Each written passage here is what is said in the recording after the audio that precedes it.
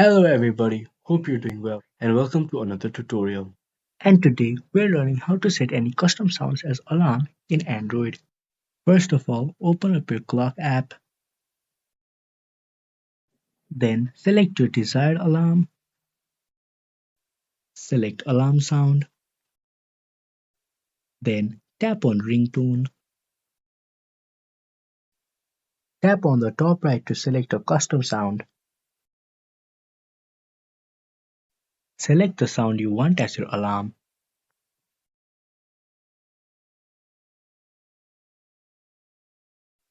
go back and then save it.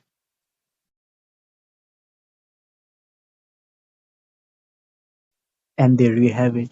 That is how you set custom sounds on your alarm. Thank you so much for watching this video. If you enjoyed the video, don't forget to like, comment, share and subscribe. And we will see you in the next tutorial.